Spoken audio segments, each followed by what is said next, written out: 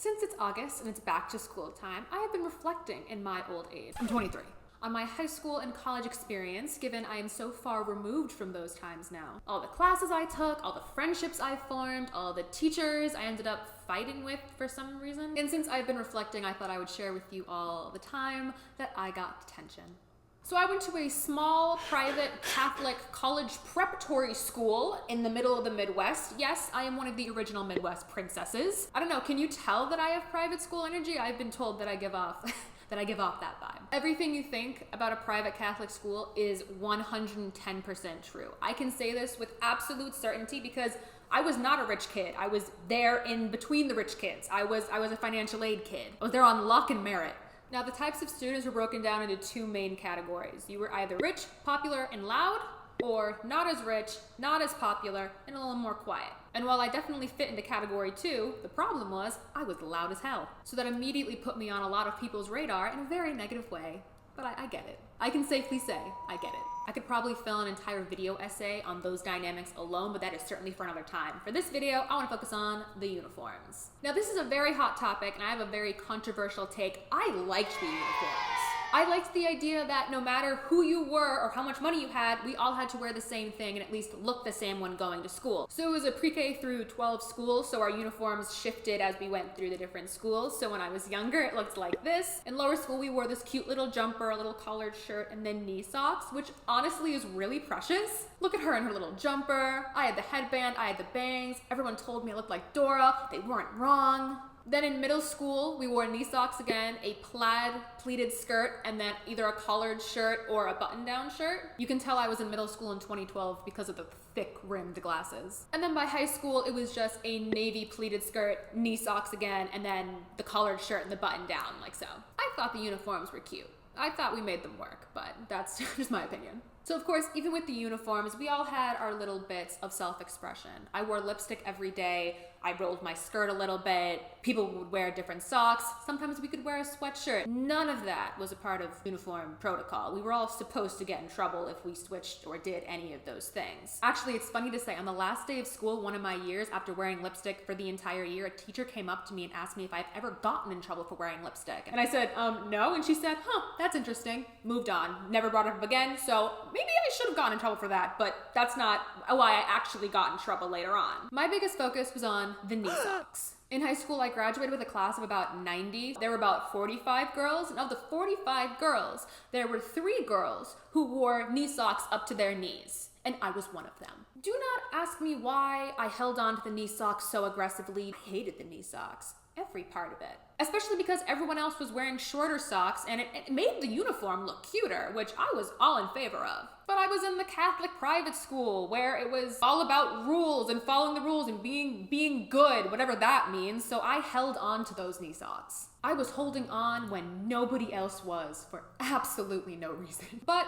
all things have to break at one point. After a particularly difficult junior year, I came into senior year understanding that absolutely nothing matters anymore. So my one big act of rebellion, because that's what it felt like to me in that moment, was I was finally just going to wear mid-caps rather than knee-high socks. Now I know what you're thinking. To most of you, that sounds ridiculous. But to me, that meant a lot. It was a ridiculous rule that everyone was already breaking, but now I was finally going to break it, and it felt good. I was doing something that was gonna make me feel good. So on the first day of my senior year, I wore the knee-high socks because I wasn't gonna deny my mom the perfect first day photo with the perfect uniform. Try telling your Italian mother that you're not gonna give her that, okay? I'd like to see you try. But by the second day, I was free. I got to do whatever I wanted, and I put on the mid-caps, and it looked good. And to my super self-conscious 17-year-old self, it felt good to do what everyone else was doing because it was really a ridiculous rule to keep on following because nobody was following it. So why did I have to? And everything was great for about an hour and a half. And then I hit math class. And it's always math class. I swear, if any problems ever happen, it's always in a math class. Tell me I'm wrong. There I was, minding my business, doing some partner work, and out of the corner of my eye, I can see the teacher going up and down between the rows. Nothing out of the norm. But then this teacher passes my desk.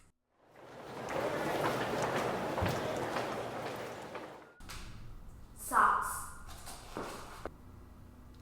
I'm sorry, what did you say? You're not wearing the appropriate socks. I'm gonna have to give you a uniform infraction.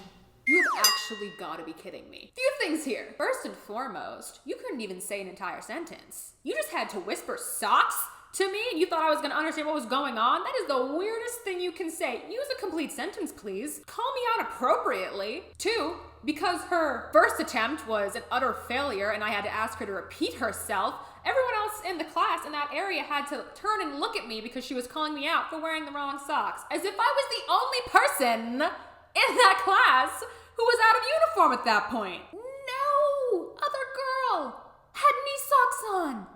I was the fool who was holding on and then changed it. Is that why she noticed me? There's a kid in the corner still blowing away his vape cloud, but the guy next to me is wearing sneakers. I was the only one called out. And if you gotta give me the uniform infraction, fine, give it to me. I deserved it. But can you do it in a less ridiculous way? The pure tomfoolery of the entire interaction really got to me, and I'm still laughing about it. Socks.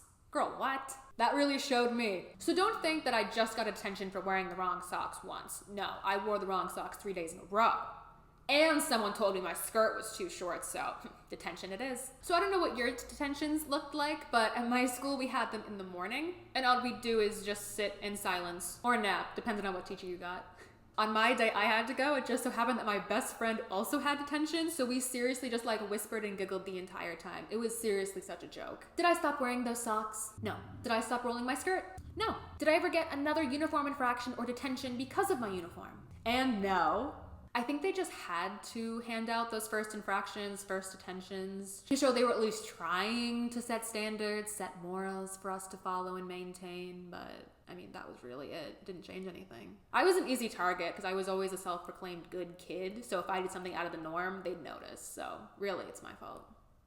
It figures that my one time trying to rebel at school would end in a detention though. Do any of you have detention stories? Any rules from school that you always broke? A teacher you can't forget because of their floundering rather than their teaching abilities or their impact on you? I want to hear all about it below. I also have a ton more stories from high school and college that I could share, so look forward to those in the future. My last video will be in the corners. Also, if you tap my face, you can subscribe. Don't forget to like and to comment your stories down below, and I will see you all next time. Bye.